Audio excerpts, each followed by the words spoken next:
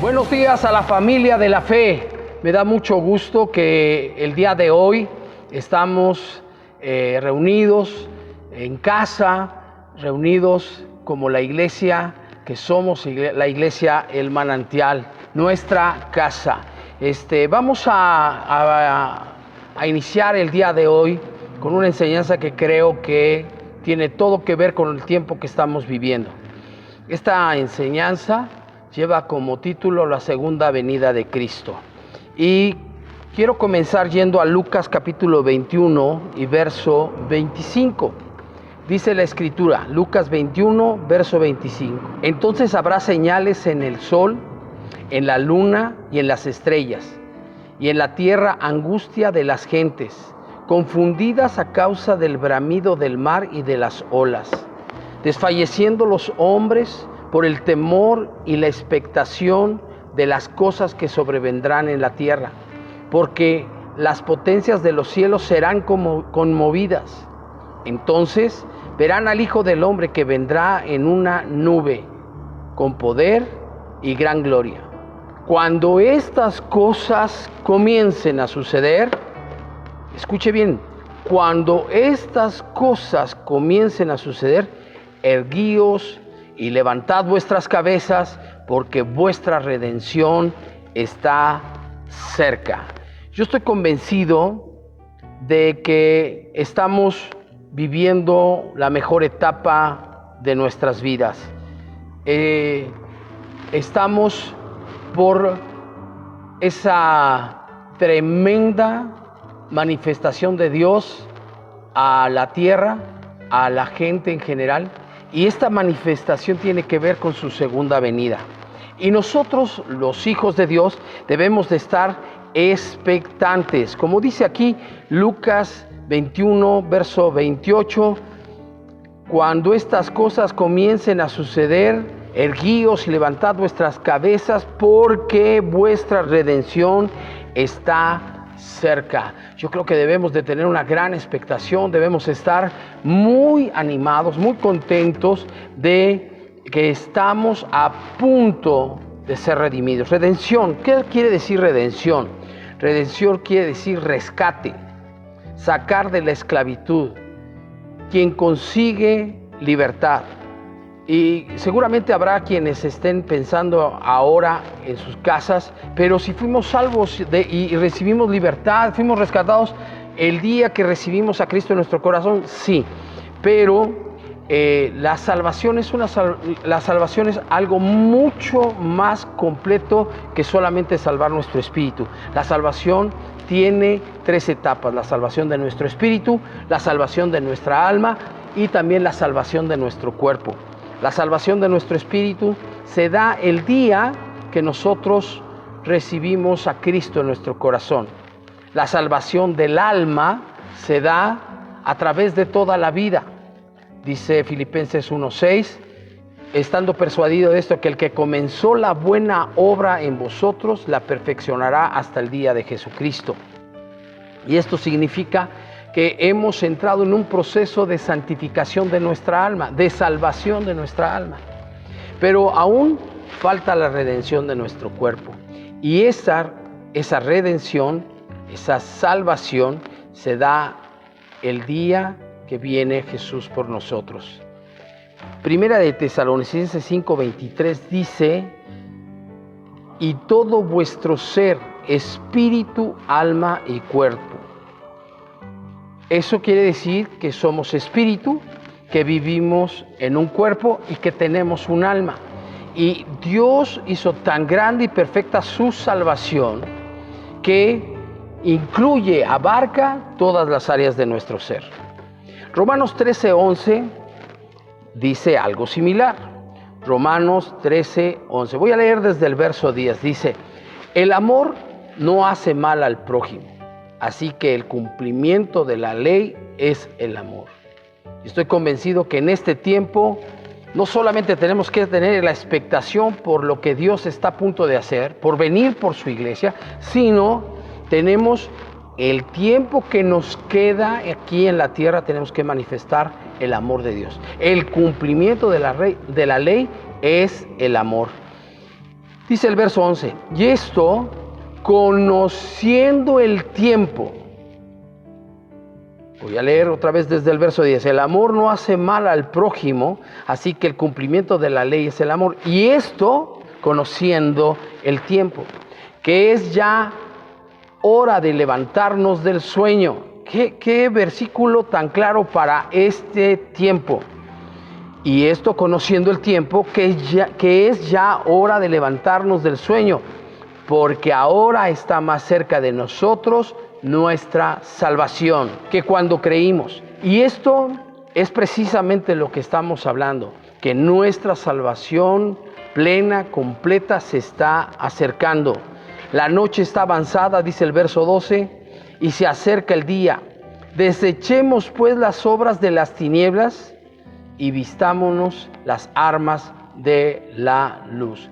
Qué exhortación tan picuda, tan padre, porque nos está exhortando la palabra que viendo la proximidad de la venida de Cristo, nosotros tenemos que dejar las obras de las tinieblas y vestirnos las armas de la luz. ¿Cuáles son estas armas de la luz? Nuestras armas son el nombre poderoso de Jesucristo, la sangre de Cristo, el atar y desatar, el tener la autoridad que Dios nos ha dado para hollar serpientes y escorpiones sobre toda fuerza del enemigo y nada nos dañará. La palabra de Dios. En fin, tenemos que tomar estas armas y tenemos que avanzar en el tiempo que nos resta hasta la venida del Señor. Tenemos que avanzar amando a la gente, orando por la gente, bendiciendo a la gente, siendo esa luz que Dios deseó que fuera su iglesia. Primera de Tesalonicenses 4, verso 18.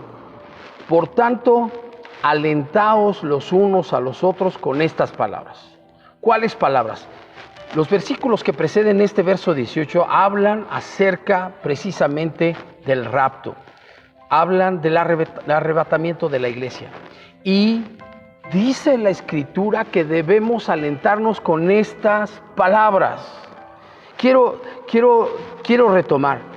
Dice la Escritura que debemos estar expectantes. De alguna manera nuestra redención está cerca y debemos erguirnos y levantar nuestras cabezas. Tenemos que estar erguidos y levantar nuestras cabezas porque nuestra redención está cerca. Luego dice la Escritura también que está más cerca de nosotros nuestra salvación. Estas cosas son para que nosotros estemos expectantes. Y finalmente, en este versículo de Primera de Tesalonicenses 4:18 dice: por tanto, alentaos los unos a los otros con estas palabras. Yo creo que lo primero que tenemos que hacer cuando estamos pensando o queremos hablar de la segunda venida de Cristo es saber por qué vamos a hablar de la segunda venida de Cristo. Y es que tenemos que estar expectantes, tenemos que conocer esto que dice la palabra para estar preparados, para estar listos para su venida.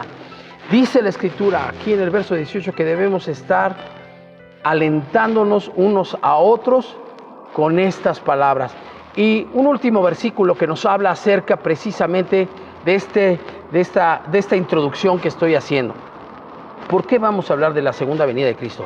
Porque tenemos que animarnos, estar expectantes, porque nuestra redención, nuestra salvación está cerca. Tenemos que alentarnos con estas palabras. Pero escuche lo que dice Apocalipsis 22, verso 17. Y el Espíritu y la esposa dicen, ven. Y el que oye diga, ven. Mire, el Espíritu y la esposa dicen, ven. Yo no sé qué digan otras personas. No sé si haya otros líderes de opinión o otros líderes espirituales que digan otra cosa. Pero yo le quiero decir que la esposa dice, ven, ven Señor Jesús. El Espíritu y la esposa dicen, ven. Los que no son la esposa no pueden decir ven Señor Jesús. Pero nosotros sí podemos y debemos estar expectantes y debemos estar esperando y anhelando la venida de nuestro esposo, de nuestro Señor Jesucristo, el Salvador. No sé qué digan otras personas, pero lo que sí sé es que usted y yo estamos llamados a decir, ven, ven Señor Jesús. La esposa siempre debe de estar alineada a lo que el Espíritu Santo nos está diciendo. Y esta escritura dice que el Espíritu y la esposa dicen, ven. Así es que me queda muy claro que nosotros estamos en lo correcto. Esperar, expectantes la venida de nuestro Señor Jesucristo. Quiero que me acompañe, por favor, ahora a Mateo 24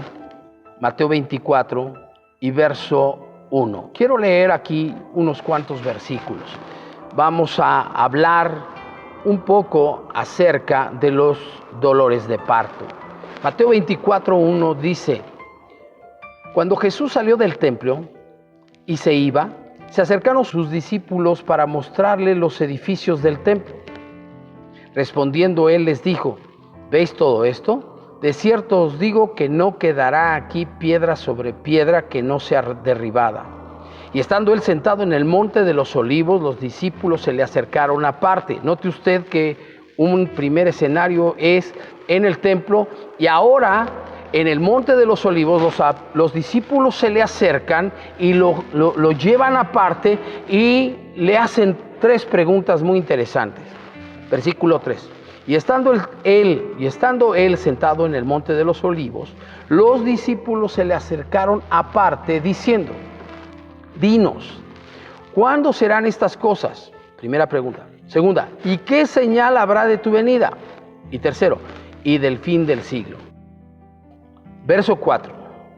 Respondiendo Jesús les dijo: Mirad que nadie os engañe, porque vendrán muchos en mi nombre diciendo: Yo soy el Cristo, y a muchos se engañarán. Y oiréis de guerras y rumores de guerras. Mirad que no os turbéis, porque es necesario que todo esto acontezca, pero aún no es el fin. Porque se levantarán nación contra nación y reino contra reino, y habrá pestes y hambres y terremotos en diferentes lugares. Y escuche lo que dice el verso 8. Y todo esto será principio de dolores. Todo esto será principio de dolores. Principio de dolores. Esta semana, déjeme darle un poquito de contexto. Vamos a hablar de los dolores de parto. Esta semana nació Pablo, el hijo de Uri y Mag. Este niño seguramente está siendo abrazado hoy por su madre, por sus padres, pero estoy seguro que hubo un momento en el que Mag, como toda mujer que está embarazada y a punto de dar a luz, empezó a experimentar lo que son los dolores de parto. A estos dolores es a los que Jesús les llama dolores principio de dolores. A eso se refiere cuando dice principio de dolores. Y es que estos dolores no dan en la concepción. Estos dolores no dan durante todo el embarazo. Durante los 9 meses del embarazo no están ahí presentes los dolores del parto. Pero en las últimas horas para el alumbramiento, para el parto, empiezan los dolores de parto. Principio de dolores. Todo esto que dicen estos versículos del verso 3 al verso 8, son principio de dolores. Y este principio de dolores es muy interesante porque son 3 preguntas que Jesús contesta hablando en el verso 5 del engaño, de los falsos cristos, de aquellas personas, de aquellos lobos vestidos de oveja, de aquellos falsos profetas y falsos maestros que están engañando por todo el mundo. Falsos cristos. Dice Mateo 24:24 que aún engañarán, de ser posible, a los escogidos. Y estoy convencido de que estamos en un tiempo de principios de dolores. Hay muchos falsos cristos alrededor del mundo y nosotros tenemos que estar alertas. Luego el verso 6 dice: y oiréis de guerras y rumores de guerras, mirad que no os turbéis. Y este es nuevamente una palabra para el día de hoy. No se turbe su corazón, porque es necesario que todo esto acontezca, pero aún no es el fin. Aún no es el fin. Nosotros debemos de estar tranquilos, confiados en nuestro Señor Jesucristo, alentándonos con estas palabras, alentándonos con las palabras de que está cerca nuestra redención, nuestra salvación, que somos la esposa y que el Espíritu y la esposa dicen: ven, Señor Jesús. Verso 7 dice: porque se levantará nación contra nación y reino contra reino, y habrá pestes, hambres y terremotos en diferentes lugares. Y yo creo que esta pandemia habla precisamente de todas estas cosas. Estoy seguro que la peste va a traer como consecuencia hambres y terremotos hemos tenido y cada vez son más frecuentes. Nuevamente, los dolores de parto se van incrementando hasta que llega el momento de dar a luz. Así es a lo que se refería Jesús. Estamos en el principio de dolores. Esto es importante decirlo porque estamos a punto de la segunda venida de Cristo. Todo ha sucedido. Pero como en un parto, las cosas estos dolores de parto se van incrementando, se van intensificando hasta el alumbramiento. La segunda venida de Cristo es inminente, está a la puerta. Me puedes decir: bueno, pero siempre han hablado de la segunda venida de Cristo. Siempre ha sido un tema que la gente ha estado usando. ¿Y por qué hoy debería de ser diferente? Quiero decirte que antes de 1492 era imposible porque no se había descubierto América, y Mateo capítulo 24 dice que será predicado este evangelio en todas las naciones. Y hasta 1492 no se había descubierto América, no se había predicado el evangelio en América y era imposible. Pero tampoco era posible antes de 1948. ¿Por qué? Porque no había nacido Israel como nación. Y tenía que cumplirse esa palabra profética para que nosotros pudiéramos decir: oh, ya está cerca. Dijo Jesucristo que no pasaría esta generación sin que todo esto aconteciera. Así es que estamos muy cerca. Si usted le suma a 1948, que fue cuando la nación de Israel fue establecida por nuestro Dios, si usted le suma 80 años, Dice el Salmo 90 que una generación son 70 y en los más robustos 80. Si usted le suma 80 años, que es el máximo, a 1948, eso nos da 2028. Y todo esto va a acontecer. Yo no estoy diciendo fechas, ni estoy diciendo que va a pasar tal día y tal hora.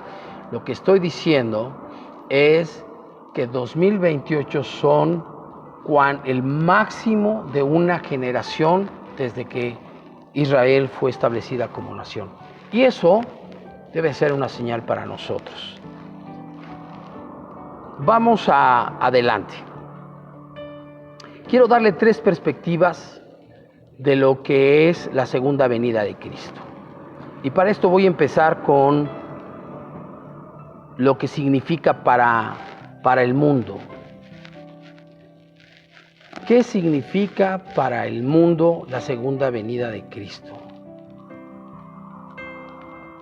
Para el mundo, lo que le espera en los próximos años es terrible.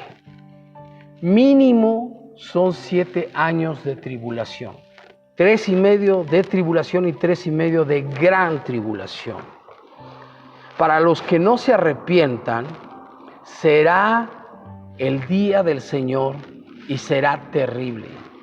El pecado irá avanzando, cada vez más serán más fuertes los dolores de parto, cada vez habrá más mortandad, cada vez habrá más terremotos, más hambre, cada vez será más difícil. Y el día del Señor para el mundo va a ser un día de juicio. Quiero leerle lo que dice Ezequiel capítulo 30, verso 2. Escuche con atención. Dice: Hijo de hombre, profetiza y di, así ha dicho Jehová el Señor. Lamentad, ay de aquel día, porque cerca está el día de Jehová, día de nublado, día de castigo de las naciones será. Zacarías 14:13 dice: el Señor hará que sientan pánico, lucharán entre ellos mismos y tratarán de matarse unos a otros. Todo esto hablando del día del Señor. Y segunda de Pedro 3:9 dice así: el Señor no retarda su promesa, según algunos la tienen por tardanza, sino que es paciente para con nosotros, no queriendo que ninguno perezca, sino que todos procedan al arrepentimiento. Y ese es el propósito de Dios al ir intensificando los dolores de parto, al ir intensificando las señales, al ir intensificando todas y cada una de estas pestes, hambres, terremotos, guerras y todo esto que hemos estado platicando. Pero el día del Señor, dice el verso 10, pero el día del Señor vendrá como ladrón en la noche, en el cual los cielos pasarán con grande estruendo, y los elementos ardiendo serán deshechos, y la tierra y las obras que en ella hay serán quemadas. El día del Señor para la gente del mundo va a ser un día terrible. Ahora vamos a hablar acerca de lo que es la segunda venida de Cristo para los judíos. Para los judíos es algo muy distinto la segunda venida de Cristo. Quiero que me acompañe, por favor, a Daniel 9:24, porque Daniel 9:24 nos da una señal clara de lo que está en el corazón de Dios. Daniel capítulo 9 y verso 24 dice: 70 semanas están determinadas sobre tu pueblo y sobre tu santa ciudad, para terminar la prevaricación y poner fin al pecado y expiar la iniquidad, para traer la justicia perdurable y sellar la visión y la profecía y ungir al santo de los santos. El verso 25 dice: sabe pues y entiende que desde la salida de la orden para restaurar y edificar a Jerusalén hasta el Mesías príncipe, habrá 7 semanas y 62 semanas. Se volverá a edificar la plaza y el muro en tiempos angustiosos. Verso 26. Y después de las 62 semanas se quitará la vida al Mesías, mas no por sí. Y el pueblo de un príncipe que ha de venir destruirá la ciudad y el santuario, y su fin será con inundación, y hasta el fin de la guerra durarán las devastaciones. Verso 27. Y por otra semana confirmará el pacto con muchos, a la mitad de la semana hará cesar el sacrificio y la ofrenda, después con la muchedumbre de las abominaciones vendrá el desolador, hasta que venga la consumación y lo que está determinado se derrame sobre el desolador. Estos versículos hablan de cómo Dios ya tiene algo perfectamente establecido para los judíos. Daniel 9:24 dice que son 70 semanas las que están determinadas sobre el pueblo de Israel. Para el pueblo de Israel, lo que sigue es la última semana de estas 70 semanas que ha determinado el Señor para su pueblo, para el pueblo de Israel. La semana 70 está por empezar. ¿Cuándo va a empezar? Está muy cerca, pero esta semana de 7 años traerá 3 años y medio de tribulación y 3 años y medio de gran tribulación. Tú podrás decir, pues es lo mismo que para el mundo. No, es distinto, porque mientras el mundo, cuando venga en su segunda venida, Cristo va a recibir un día de juicio, como lo leímos en Ezequiel 30, para Israel será un día de salvación. Para todos aquellos que creyeron, para todos aquellos que guardaron la fe, para ellos será un día de salvación. Habrá gente salva y gente no salva del pueblo de Israel. Aunque la Escritura dice que luego todo Israel será salvo. Y es que es muy difícil pensar que habrá alguien del pueblo de Israel que después de ver las heridas en sus manos y en su costado pueda seguir sin reconocer que Jesucristo es su Mesías, el Mesías Salvador, que Jesucristo es Dios y que ellos lo crucificaron. Nosotros lo crucificamos porque somos parte de esta humanidad.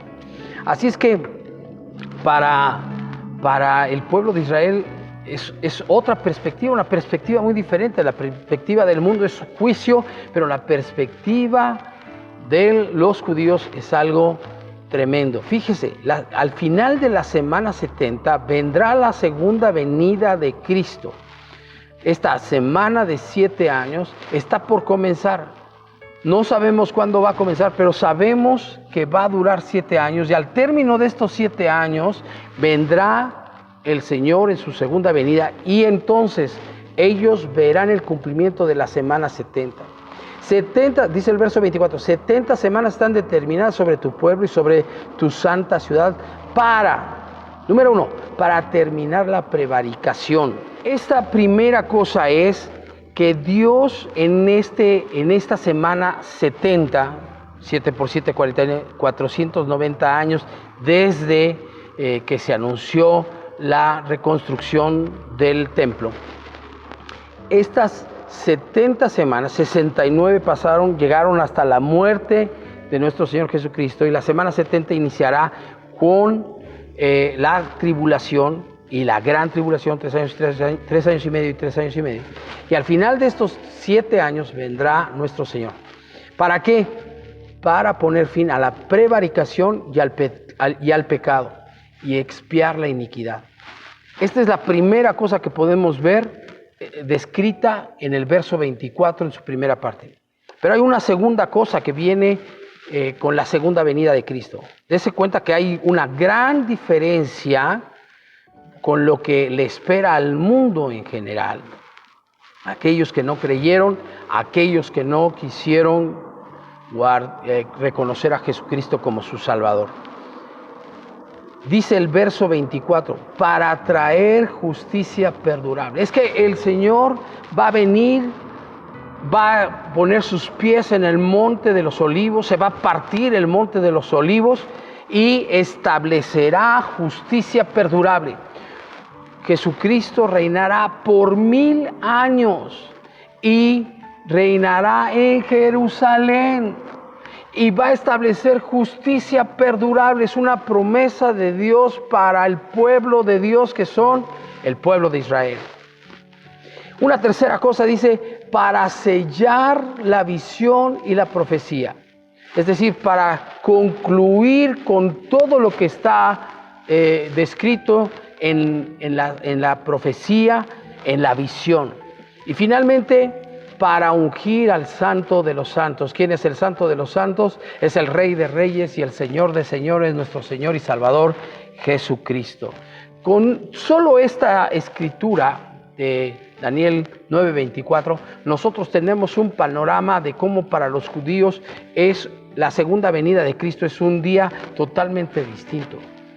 Dice Romanos 11, y luego todo Israel será salvo.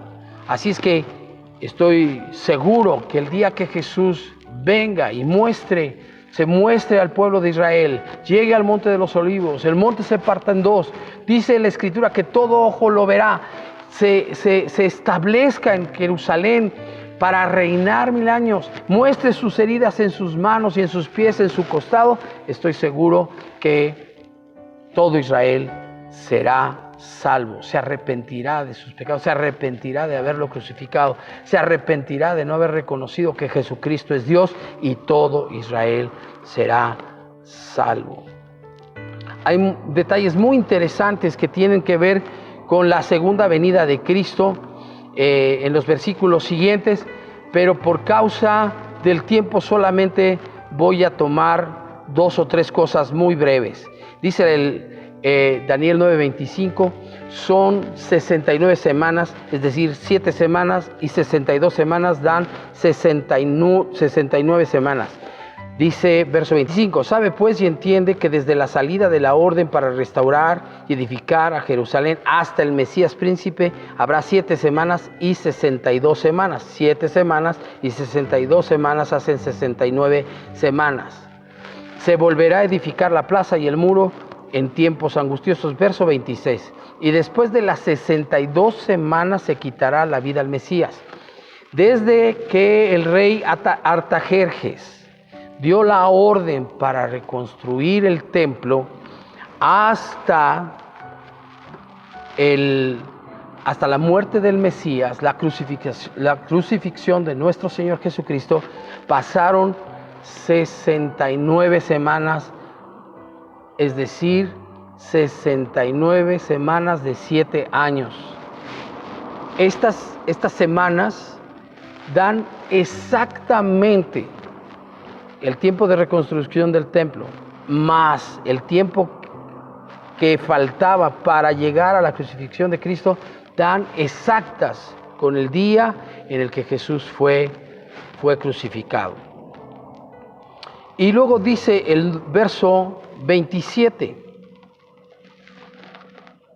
voy a terminar de leer el 26, dice, y después de las 62 semanas, se quitará la vida al Mesías. Recuerde que son 62 más las 7 son 69. Mas no por sí, y el pueblo de un príncipe que ha de venir destruirá la ciudad y el santuario, y su fin será con inundación, y hasta el fin de la guerra durarán las devastaciones. Daniel 9:27. Y por otra semana, hasta Daniel 9:26, nosotros podemos ver las 69 semanas. Muere Jesucristo en la cruz por nuestros pecados y ahí entra el tiempo de los gentiles, el tiempo de la iglesia. Con el derramamiento del Espíritu Santo empieza el avance de la iglesia, la conquista de la iglesia de todas las almas que van a poblar al cielo. Y esto es llamado como el tiempo de los gentiles.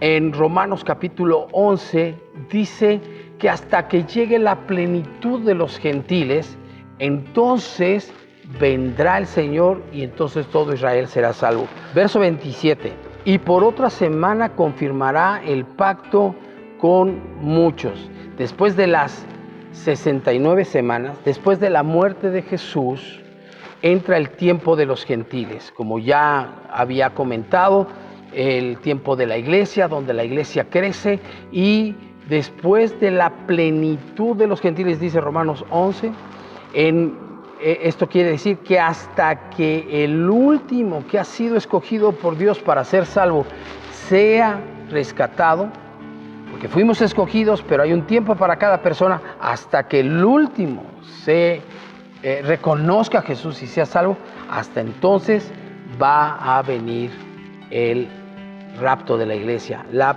segunda venida de Cristo para la iglesia.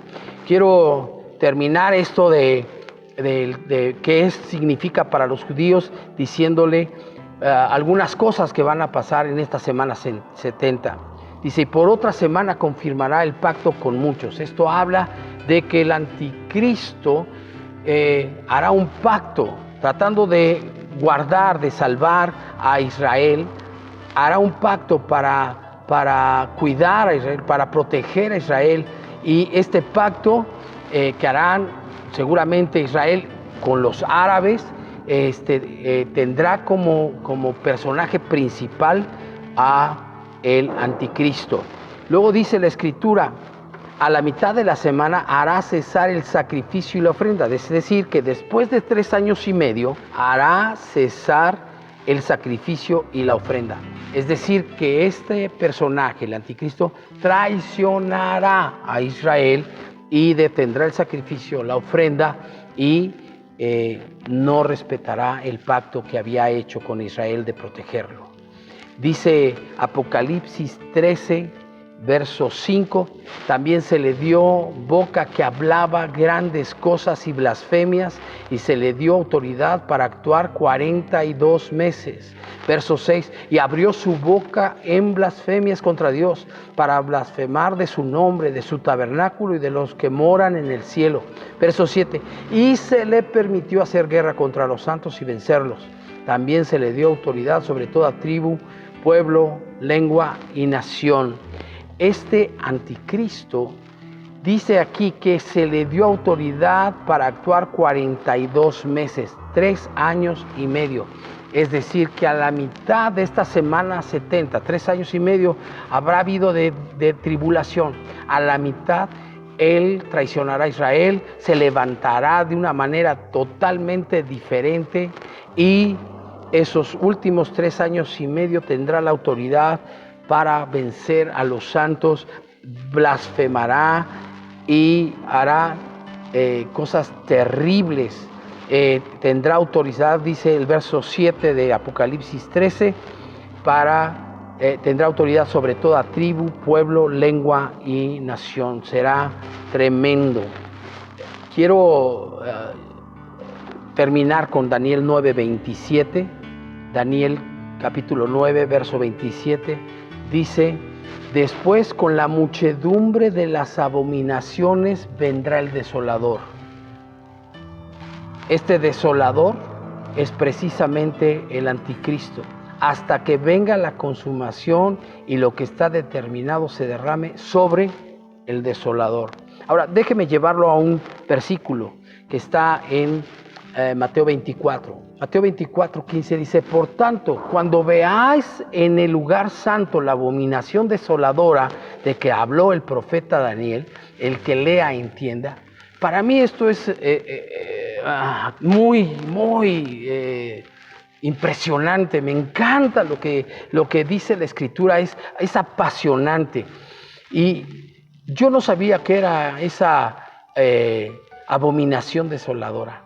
Para mí no sabía yo que iba a ser lo que iba a pasar ahí en el templo. Ya había avanzado con algunas historias de lo que sucedió antes de la primera venida de Cristo, y uno tenía idea con este rey Antíoco que sacrificó cerdos y los sacrificó en el altar de sacrificio ahí en el templo, y luego profanó no solamente el templo, sino a los sacerdotes, les dio de comer cerdo, los obligó a comer carne de cerdo, y después metió una estatua de Zeus, este dios griego, ahí al templo de Dios. Entonces todas estas cosas ya me daban una idea, pero yo no sabía qué era esta abominación desoladora.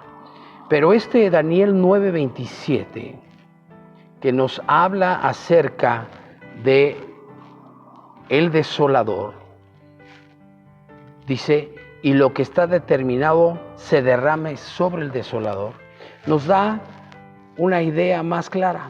Pero sume este versículo de 2 de Tesalonicenses capítulo 2 y verso 4. Hablando del anticristo, dice, el cual se opone y se levanta contra todo lo que se llama Dios o es objeto de culto, tanto que se sienta en el templo de Dios como Dios. Ahí está, haciéndose pasar por Dios. Este tipo, el anticristo, va a llegar al templo, se va a sentar ahí y se cree tan grande y tan poderoso, tiene tanta autoridad sobre el mundo, que se hace pasar por Dios. Él es la abominación desoladora. Ok, nos falta una perspectiva más, la perspectiva de la iglesia. Y esta perspectiva de la iglesia es sensacional. Juan capítulo 14, verso 1, dice, no se turbe vuestro corazón, creéis en Dios, creed también en mí. Jesús está con sus discípulos en esta noche, está a punto de ir a ser sacrificado y él, antes de ir de ser llevado a esta crucifixión, de ser tomado por los alguaciles de los fariseos y después ser llevado ante Pilato y después ser crucificado. En esta misma noche donde fue apresado, Jesús, después de cenar, está diciéndole a sus discípulos, no se turbe vuestro corazón. Creéis en Dios, también creed también en mí. En la casa de mi Padre muchas moradas hay. Si así no fuera, yo os lo hubiera dicho. Voy pues a preparar lugar para vosotros. Y si me fuere, os prepararé lugar.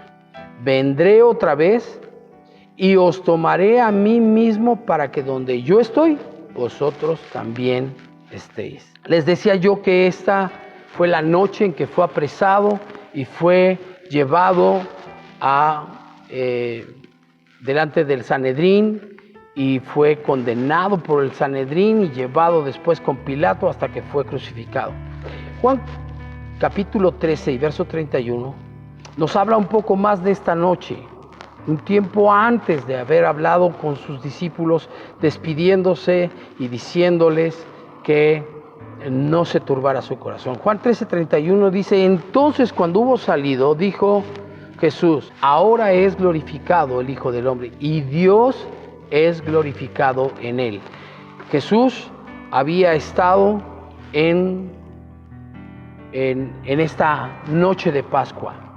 Era un jueves por la noche y estaba reunido ahí con sus discípulos. Celebraron la Santa Cena. Él se paró de la cena directo a lavarles los pies a los discípulos y en el verso 31 dice, ahora es glorificado el Hijo del Hombre. Y en el verso 33 dice, hijitos, aún estaré con vosotros un poco, me buscaréis, pero como dije a los judíos, así os digo ahora a vosotros, a donde yo voy, vosotros no podéis ir. Seguramente Jesús estaba hablándoles de su partida con el Padre. Él regresaba al Padre y por eso, unos cuantos versículos antes de Juan 14:1, Él les dice que ustedes no pueden venir. Por eso es que en el verso 1 de Juan 14 dice, no se turbe vuestro corazón. Creéis en Dios, creed también en mí. En la casa de mi Padre muchas moradas hay. Si así no fuera, yo os lo hubiera dicho. Voy pues a preparar lugar para vosotros. Y a mí me encanta esto que dice Jesús. Dios está nuestro Señor Jesucristo está en la casa del Padre, en el cielo, preparándonos una morada celestial para cada uno de nosotros. Verso 3. Y si me fuere y os preparare el lugar, vendré otra vez y os tomaré a mí mismo, para que donde yo estoy, vosotros también estéis. No solo Jesús va a prepararnos un lugar, sino que Él va a venir por nosotros. Y si me fuere, os prepararé el lugar. Vendré otra vez y os tomaré a mí mismo.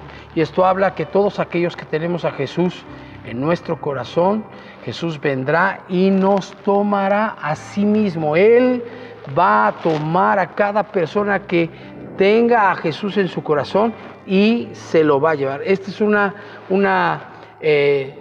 vista de lo que va a ser el rapto sensacional.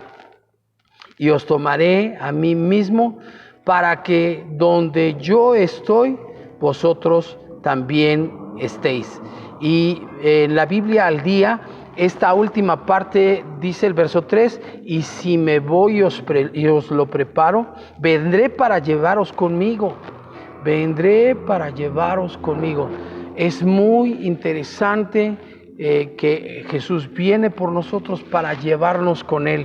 Mucha gente piensa que la segunda venida de Cristo todo se va a dar en el mismo momento, simultáneamente. No pueden ver estos dos eventos, son dos eventos separados.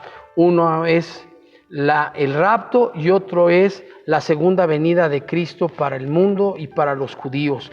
La iglesia va a experimentar algo tremendo que en Juan capítulo 14 la escritura lo dice sensacional. Vendré para llevaros conmigo y así estaréis donde yo esté. Esto habla del gran amor con que Dios, nuestro Señor Jesucristo, nos ha amado.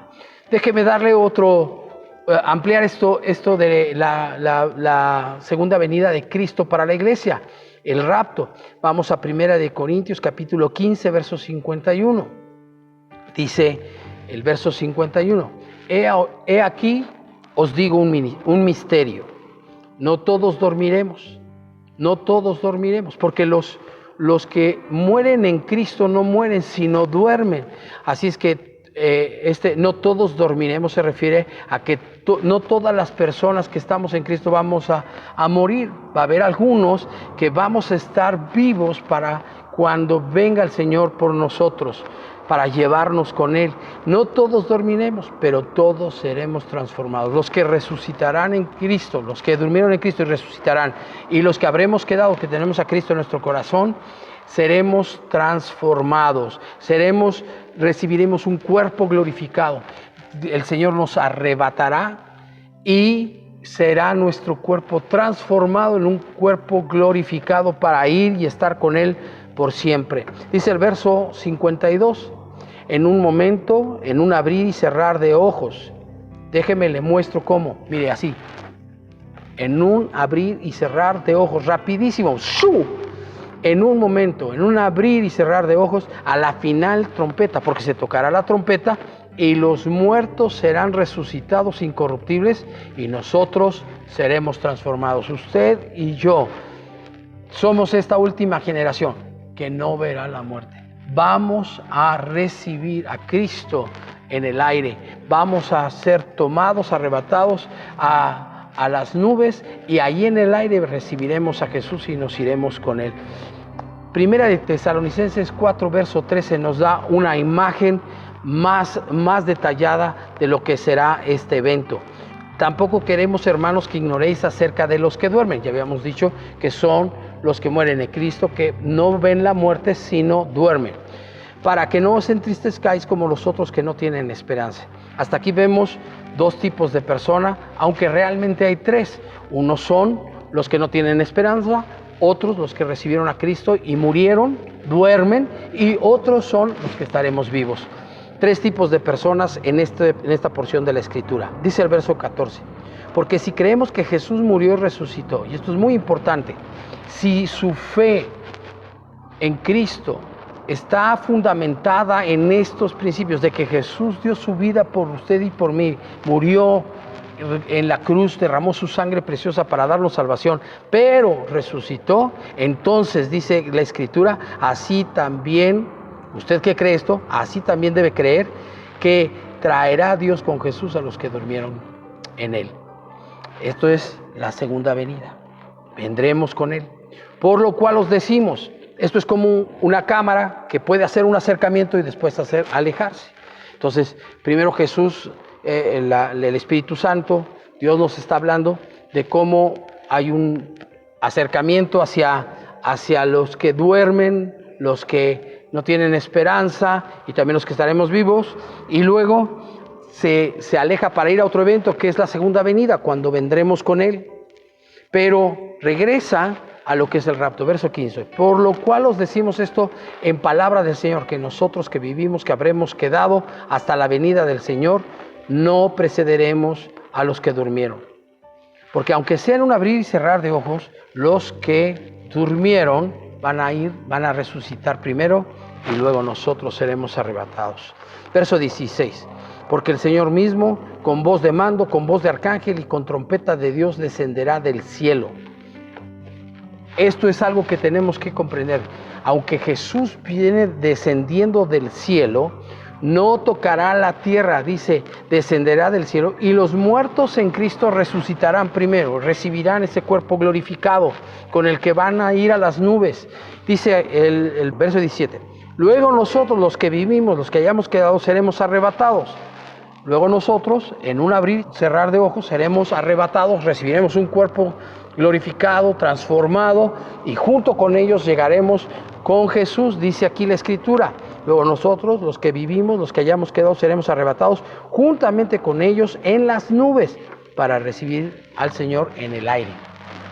Nosotros nos vamos a unir con los que durmieron en Cristo, los otros que estemos vivos, ya con cuerpos glorificados y transformados, recibiremos al Señor en el aire para irnos con Él y estar con Él siempre. Dice, los que hayamos quedado seremos arrebatados juntamente con ellos en las nubes para recibir al Señor en el aire, y así estaremos siempre con el Señor. Y dice el verso 18, por tanto, alentados los unos a los otros con estas palabras, yo le animo a que tome de los hombros ahí a su esposa, a sus hijos, y le diga, tenemos que alentarnos con estas palabras, Jesús viene por nosotros, debemos de estar expectantes, debemos de estar contentos. Un versículo más que a mí me parece extraordinario. Dice Apocalipsis 22, 17. El Espíritu y la esposa dicen, ven. Ven, Señor Jesús. El Espíritu y la esposa dicen, ven. Y el que oye, diga, ven. Y el que tiene sed, venga. Y el que quiera, tome del agua de la vida gratuitamente. Mire, yo no sé qué digan otros líderes de opinión, otros líderes espirituales, pero yo soy parte de esa esposa que se alinea a lo que dice el Espíritu, y el Espíritu y la esposa decimos, ven, Señor Jesús. Ahora, yo quiero dirigirme a usted que quizás no había escuchado lo que dice la Biblia antes, quizás está escuchando una plática como esta por primera vez. Quizás no sabía que Jesús viene por su iglesia, por los que le aman. Y yo quiero decirle, si usted tiene sed de justicia, si usted tiene sed de esperanza, si usted tiene sed de amor, de paz, de gozo, si usted está enfermo, si tiene alguna necesidad, yo le quiero decir, las aguas vivas del Espíritu, las aguas que Cristo ofrece gratuitamente, pueden saciar su sed. Dice aquí la Escritura en el verso 17 de Apocalipsis 22, y el que tiene sed venga, y el que quiera tome del agua de la vida gratuitamente. Yo estoy convencido que aquí está Jesús. Jesús dijo que donde 2 o 3 estuvieran reunidos en su nombre, ahí estaría Él en medio de ellos. Y usted, que tiene necesidad, seguramente ha escuchado esto que hemos estado diciendo, y le quiero decir que Jesús está con los brazos abiertos esperando que usted regrese a Él. Si usted tiene esta sed que necesita ser saciado, venga a Cristo. Cierre sus ojos y vamos a orar. Señor Jesús, en esta hora ponemos en tus manos a todas y cada una de las personas que está por nacer de nuevo. En el nombre de Jesús yo las cubro con la sangre de Cristo y en esta hora, Padre, yo te pido que los toques. Usted que va a hacer esta oración para pedirle a Jesús que entre en su corazón y recibir la salvación y sea saciada su sed, le invito a que repita después de mí. Padre Celestial, yo reconozco que Jesucristo es Dios. Reconozco que murió por mis pecados, por mi culpa. Reconozco que he pecado de muchas maneras y hoy me arrepiento. Y te pido que me perdones. Padre, perdóname, yo me arrepiento de todos mis pecados. Y te pido, Padre, en el nombre de Jesús, que me limpies con esa preciosa sangre que derramó Jesús en la cruz, que tiene el poder para limpiarme de mis pecados. Yo creo que Jesucristo es Dios y que murió en una cruz para darme salvación. Yo te pido, Señor, que vengas y te sientes en el trono de mi corazón. Yo te abro las puertas de mi corazón y te pido que entres y me salves. Que seas mi Señor y mi Salvador. Yo te recibo hoy. Padre, en el nombre de Jesús, yo bendigo a todos y cada una de estas personas que hoy te recibieron en su corazón, te hicieron Señor y Salvador de sus vidas, y declaro en el nombre de Jesús que tu presencia ahora los toca y los toca profunda y poderosamente, en el nombre de Jesús. Señor, gracias porque ahora son parte de tu iglesia, parte del cuerpo de Cristo, parte de aquellos que no vamos a ver la muerte, que aunque durmamos, la muerte ya no tiene potestad sobre nuestras vidas. Yo bendigo a todos y cada una de estas personas porque hoy sus nombres fueron escritos en el libro de la vida. En el nombre poderoso de Jesús los bendecimos. Te pido, Señor, que tú los toques. Espíritu Santo, tócalos ahora. En el nombre de Jesús. En el nombre de Jesús. Gracias, Señor. Gracias, Dios. Gracias, Padre. En el nombre de Jesús. Amén. Así es que usted y yo nos alentamos diciendo, el Espíritu y la esposa dicen, ven, Señor Jesús. Estamos muy expectantes de lo que Dios está por hacer con nuestras vidas, con nuestros hermanos del manantial. Esta es nuestra casa, nuestra familia, y yo los bendigo. En el nombre de Jesús. Amén.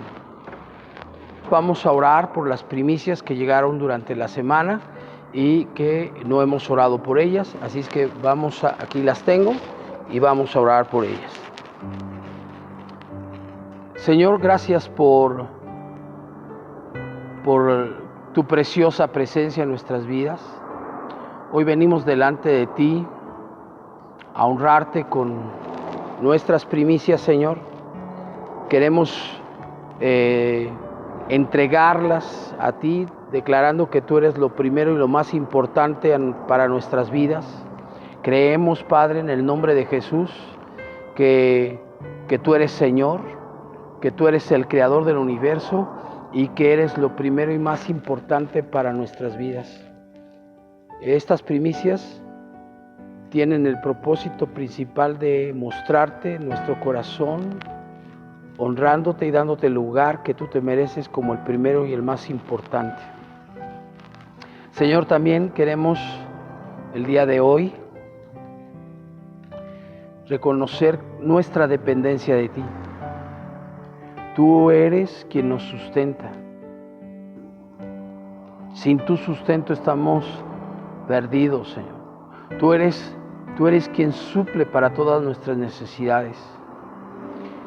Y hoy queremos declarar, Señor, que toda buena dádiva y todo don perfecto provienen de lo alto del Padre de las luces. Que el hombre no puede recibir nada si no le fuere dado del cielo. Y que eres tú quien hace la tierra fértil, quien da la lluvia y quien hace crecer nuestra siembra. Eres tú quien nos da una abundante y generosa cosecha. Y por eso, Señor, hoy venimos delante de ti para mostrar nuestra dependencia de ti. Venimos y traemos estas primicias para decirte, dependemos de ti, reconocemos nuestra dependencia de ti.